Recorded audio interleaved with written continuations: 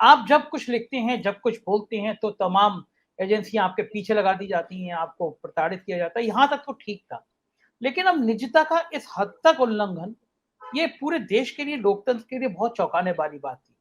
और जो केंद्र सरकार का रवैया था वो लगभग साफ हो गया। पूरे डेमोक्रेसी पे आप किस तरह का सीन देखते हैं आज के फैसले को लेकर? पहले तो हम दो बातें हैं इसकी। जो कोर्ट का आज का इंटरिम जजमेंट है, इसमें पहली लाइन तो आपने बता दी जो जॉर्ज ऑरवेल की थी। उसके पैरा 27 में एक बड़ी बात है जो कि कोर्ट का व्यू बताता है, जो जीरो टॉलरेंस इसको लेके कोर्ट रखेगा, वो बड़ा साफ इंडिकेशन है। वो इंडिकेशन क्या है? पैरा 27 में कहा है, William pit earl of Chatham ने 260 साल पहले एक बात कही थी कि राजा कितना ही शक्तिशाली हो, उसकी सेनाएं बहुत शक्तिशाली हो सकती है, लेकिन झुग्गी में बैठा वो आदमी, जिसकी दीवारें जर्जर हो, जिसके छत जर्जर हो, जिसका फूस जर्जर हो, राजा और उसकी फोर्स जब वो राजा के खिलाफ बोले तो उसकी हिम्मत नहीं होनी चाहिए उस झोपड़ी के अंदर घुसने की। ये इसका जज्बा है। आप ये लिबर्टी का कोर्ट ने जो नजरिया दिया है कि कितना भी ताकतवर राजा हो, झोपड़ी में अगर आवाज उसके खिलाफ उठ रही है तो हिम्मत ना पड़े उसके सेना की अंदर घुसने की। ये प्राइवेसी को लेके कोर्ट का तसव्वुर है। ये कमिटी एक तो 3 मेंबर कमिटी है। जस्टिस रविंद्रन बहुत ही अद्भुत रिकॉर्ड के धनी रहे हैं और हमारे पहले सेल्फ रेगुलेटरी बॉडी के वो चेयरमैन रहे हैं। लिहाजा जैसे ही रिटायर हुए तो पहला असाइनमेंट उनका यही था और उन्होंने बिना कोई पैसा लिए, आपको ताज्जुब होगा, बिना कोई पैसा लिए उन्होंने ये सेवा की। बड़ा अच्छा चुनाव है। एक अन्य कमेटी है जो कि 3 मेंबर की, जो एक्सपर्ट्स कमेटी है, जो टेक्निकल एक्सपर्ट की है। अब इसमें सबसे बड़ी बात है कि जो सरकार बार बार कह रही कि साहब हम अपनी कमेटी बना लेंगे, अपनी कमेटी, तो उसने नहीं नहीं, तुम कमेटी बनाओगे, तुम अपने लोग रख लोगे, हमें उस पर भरोसा नहीं है, तुम ये बताओ कि ये इन क्वेश्चंस पे क्या कह रहे हो। तो उसने एक बहुत सी छोटी सी लिमिटेड एफिडेविट दिया। एक नया नया नया अद्भुत वो है कि लिमिटेड एफिडेविट, और उसमें फिर वही कहा कि साथ नेशनल सिक्योरिटी को लेके हम इसके डिटेल नहीं दे सकते। आज जब सुप्रीम कोर्ट ने कमेटी बनाई है तो क्या ये राज्य सरकार, ये राज्य स्टेट जो है, केंद्र सरकार जो है, क्या उसके साथ कोऑपरेट करेगी? जब बार बार कहने पे सुप्रीम कोर्ट को उसने ये नहीं दिया, जबकि सुप्रीम कोर्ट ने कहा कि we will not use it, don't make it public, but let us have it, we want your answer. और इन सब के बावजूद उन्होंने लिमिटेड एफिडेविट कह दिया, नहीं साहब ये नहीं होगा, ये पब्लिक उसका मामला, वो नेशनल सिक्योरिटी का मामला है। तो उस पे कोर्ट ने कहा कि भाई नेशनल सिक्योरिटी, और ये पैरा काफी अच्छा है, para 50, the mayor invocation of national security by the state does not render the court a mere spectator. ये कोर्ट ने कहा, म्यूट स्पेक्टेटर, ये कोर्ट ने कहा है कि तुम बार बार ये इन्वोक करके चाहो कि हम चुपचाप बैठे रहें, ये नहीं होगा, तुम्हें फ्री पास नहीं दिया जाएगा। ये कोर्ट का रवैया रहा है। हमारी दिक्कत ये है कि जब ये कमेटी जाएगी, एक चीज हम और बता दें कि प्रूफ, ये जो इलेक्ट्रॉनिक हमारा इंटरेक्शन होता है, इसके फुटप्रिंट रहते ही रहते हैं, ये कभी खत्म नहीं होते हैं। लिहाजा जब वो डेल्व करेंगे इसमें डीपली तो उनको फुटप्रिंट मिल जाएंगे।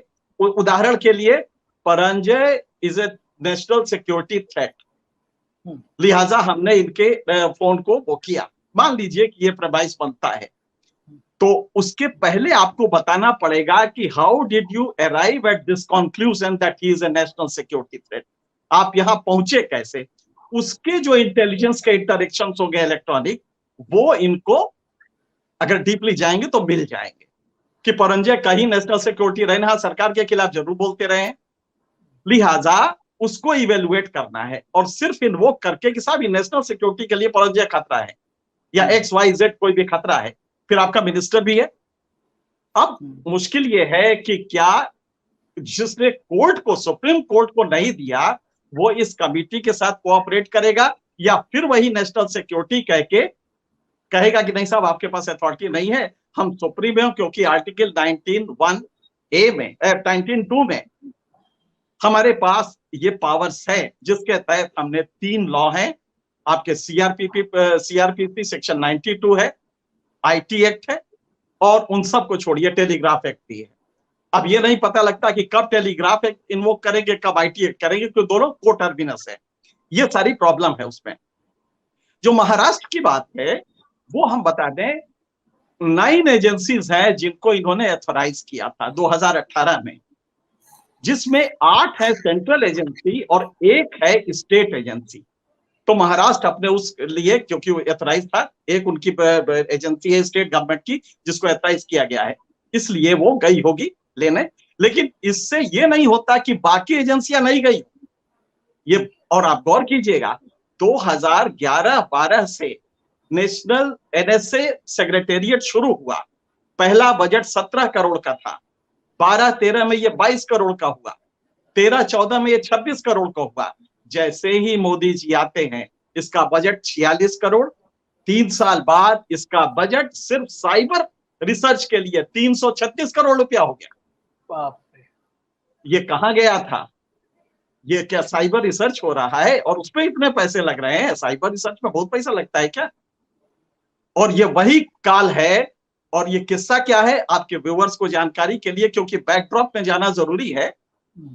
हुआ ये था कि 18 से जो आईटी मिनिस्टर थे रोज बुला के धमकाते थे फेसबुक को, फेसबुक के सीईओ को, कि देखो ऐसा है कि तुम्हारा ये जो व्हाट्सएप है, हम इसका वो चाहते हैं, इसको खोलना चाहते हैं। उसने कहा नहीं हुजूर, ये तो हमारा पूरे दुनिया के उससे वादा है कि ये इनक्रिप्टेड डॉक्यूमेंट है, हम इसको नहीं दे सकते आपको। तो उन्होंने कहा हमारे पावर समझते हो? और ये कह के, और ये उस समय कहा भी उसने कि साहब ये हकीकत ये है कि ये चाहते हैं कि व्हाट्सएप को हम स्टेट किसी तरह से पेनिट्रेट करे। उसने बड़ा बढ़िया एक उपाय निकाला, क्योंकि यहाँ पे तो लड़ाई कर नहीं सकता था, यहाँ पे तो आप 500 उसके खिलाफ वो करते जैसा कि आप बाकी परंजे के खिलाफ करते हैं। तो उसने किया क्या कि वो कैलिफोर्निया चला गया। इसी बीच में कैलिफोर्निया वो चला गया क्योंकि हकीकत ये है कि मंसूर अहमद एक यूएई का सिविल राइट एक्टिविस्ट था, उसको एक गुप्त मैसेज आया कि तुम चाहो तो हम यूएई के कैदियों की कितनी वो हुई है, यात्राएं हुई है, इसका सब कुछ डिटेल दे सकते हैं। उसने कुछ नहीं किया, बड़ा तेज आदमी था, उसने ये सिटीजन्स लैब टोरंटो को ये भेज दिया मैसेज। जब सिटीजन्स लैब ने इसको वो किया, खोला, तब पता लगा कि ये तो पेगासस का यूज है, और अगर ये ले लेता तो इसके उसमें आ जाता। सिटीजन्स लैब के डेहार्ट करके एक वो हैं रिसर्चर थे, उन्होंने एक किताब भी लिखी 2020 में, और उन्होंने बताया कि जनाब अगर एक कंट्री दुनिया में सबसे ज्यादा पेगासस यूज कर रही है तो वो है, और उस किताब में है, वो है भारत। ये उन्होंने, वो सिटीजन लैब के ही थे, उन्होंने ये जांच की थी। ये बात इसको फेसबुक को पता लगी, उसने कुछ नहीं किया, चुपके से कैलिफोर्निया के एक डिस्ट्रिक्ट कोर्ट में मुकदमा किया कि साहब ये कोई एनएसओ ने कोई बनाया है पेगासस, इसको तमाम देश यूज कर रहे हैं, भारत भी है उसमें से, और सब हमारे जो क्लाइंट हैं उनके उसको प्राइवेसी को ब्रीच कर रहे हैं। 3 मुकदमे हुए, 3 डेट्स पड़ी, तीनों डेट पे एनएसओ नहीं गया। जब कोर्ट ने सख्ती की तो गया, तो बोले कहा कि नहीं साहब ये तो टेनेबल नहीं है, आपका ये केस नहीं कर सकते। खैर कोर्ट ने फेसबुक के फेवर में फैसला किया, उस कोर्ट ने, बाद में वो मैटर चला गया फेडरल कोर्ट में। अब ये क्यों किया फेसबुक ने? इसलिए कि यहाँ के मंत्री जी जो धमका रहे थे रोज, धीरे से ये राज खुल जाए और दुनिया के अखबार इसको टेकअप कर दें, और यही हुआ। उसी में पत्रकारों के नाम थे, उससे कहा कि साहब इंडिया में मुझे लगता है कि 300, और फोन करके बताया भी इन लोगों को कि देखिए वॉच कीजिएगा, आपको एक सॉफ्टवेयर यूज हो रहा है जिसमें आपकी प्राइवेसी भंग हो सकती है।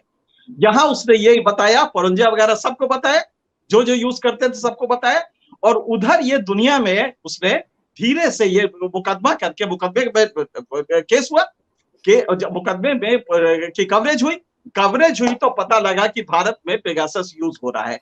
ये इसके पीछे किस्सा है। अब भारत की परेशानी हो गई। जब एनएसओ से पूछा जाए तो क्या, हाँ साहब हम बेचते हैं, ये तो चूंकि ग्लोबल टेररिज्म को खत्म करने के लिए हमने सॉफ्टवेयर बनाया है तो हम बेचते हैं, लेकिन हम सिर्फ स्टेट और स्टेट एजेंसीज को ही बेचते हैं। भारत के लिए बड़ी समस्या हो जाए, क्या मतलब सरकार को दिया है? क्योंकि अगर वो कहता हम प्राइवेट को दिए हैं तब तो सरकार बच जाती कि साहब मुझसे क्या मतलब, प्राइवेट से पूछिए ना, किसी बड़े आदमी ने लिया होगा। लेकिन यहाँ पे हर बार एनएसओ हर बार ये जवाब दे कि साहब मैं तो सरकार को ही देता हूं या उसके एजेंसीज को देता हूं, रिकॉग्नाइज एजेंसीज को। तब भारत की मुश्किल बढ़ गई।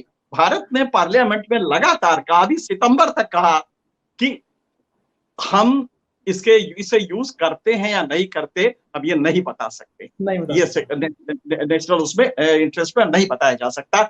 लेकिन गलत यूज नहीं हुआ है, कोई भी ऐसा हम गलत वो यूज नहीं करते हैं। ये नहीं बताया कि पेगासस यूज कर, ये कहा कि इसका कोई भी हम इस तरह का बेजा यूज नहीं, जो भी यूज होता है वो लीगल होता है, यहां कह के चुप हो जाती थी। अब दुनिया जान गई कि भारत सरकार ने इसे यूज किया है। किसके खिलाफ किया है? जब ये मुद्दा आएगा तो जाहिर है कि किस्सा ये है कि पेगासस के जरिए आप एमएलए तोड़ते रहे। ये जो आप देखते हैं चुनाव मंचों पे जितने फिल्म वाले हैं कथक डांस करते हैं, सरकार के फेवर में जाते हैं, ये ऐसे ही नहीं जाते हैं। ये उनको धीरे से बताया जाता है कि भैया तुम्हारा ये मालूम है। ये सारी चीजें जब हुई तब पता लगा कि देश में तहलका मच गया। परंजे का चाहिए, एनकेसी का, अगर ये पूरा का पूरा ये कर देंगे तो मुश्किल हो जाएगी कि प्रिवेसी का क्या होगा। तब सरकार के खिलाफ ये जनमत पैदा हुआ और तमाम जो वो थे सिविल राइट एक्टिविस्ट ये कोर्ट पहुंचे और जो विक्टिम्स थे वो पहुंचे। ये पूरा किस्सा है इसके पीछे। अब देखना ये है कि इस जजमेंट के बाद क्या गवर्नमेंट कोऑपरेट करेगी, क्योंकि जैसे ही कोऑपरेट किया तो फुटप्रिंट्स उसके हैं। परंजय कितने बड़े देशद्रोही हैं ये पता उस इंटेलिजेंस की सबसीक्वेंट रिपोर्ट जो बैकड्रॉप में होती है, जिससे कि आपको करार किया जाता हाँ भाई अब इसके खिलाफ लगाओ पेगासस। उसके पहले आपने क्या किया? क्योंकि 2017 का 3 मेंबर सुप्रीम कोर्ट का जजमेंट बड़ा अच्छा है, जिसमें साफ साफ कहा गया है कि 3 ग्राउंड्स पे इसको यूज कर सकते हैं। और ये पुल्लुस्वामी केस में हुआ है। पहला, must be as per law, पहला है। दूसरा, only if other means are not available, ये दूसरा है। और तीसरा है प्रोपोर्शनेट, मतलब कि अगर परंजय ने एनके सिंह से बात किया है, दीपक से बात किया है और दोनों ने सरकार की बुराई की है, इस पे आप इसको यूज नहीं कर सकते। ये आनुपातिक होना चाहिए। आप सीधे पेगासस नहीं, उनके बेडरूम में नहीं चले जाएंगे दीपक के। लिहाजा ये प्रोपोर्शनेट है कि नहीं, और उसके साथ does it involve national security, क्या इसमें वाकई नेशनल से परंजय ने कौन सा ऐसा काम किया है जिससे कि नेशनल सिक्योरिटी थ्रेट में आ गई है। ये इसके पीछे पूरा है। सरकार के लिए बेहद मुश्किल हो जाएगी। और एक का चलते चलाते ये भी बता दें कि ये जन्म देगी आप इंटेलिजेंस एजेंसीज को अकाउंटेबल बनाएं, कम से कम पार्लियामेंट के प्रति, पार्लियामेंट की कोई कमिटी के प्रति या किसी एक ऑटोनॉमस बॉडी के प्रति। लेकिन भारत सिर्फ भारत है, सारे जगह दुनिया में इंटेलिजेंस एजेंसीज अकाउंटेबल, यहां तक कि जो इंग्लैंड है, अमेरिका तो पैदा हुआ था तभी से उसने कर दिया था, लेकिन भारत, ये अमेरिका, इंग्लैंड जो है अभी 2001 मार्च में, 2021 मार्च में, 4 महीने पहले उसने लेटेस्ट रिफॉर्म किया है। लिहाजा इंटेलिजेंस रिफॉर्म, इंटेलिजेंस अकाउंटेबिलिटी, इस दोनों का रास्ता प्रशस्त हो रहा है। मेरे ख्याल से अंत में कोर्ट यही कहेगा कि इस देश में इंटेलिजेंस को हम ऐसे ही नहीं छोड़ सकते। आप नेशनल सिक्योरिटी के नाम पे ये बकवास ना करिए, आप इनको अकाउंटेबल बनाइए ताकि ये रिपोर्ट दे सके कि पेगासस यूज किया तो किस नेशनल थ्रेट के तहत किया है।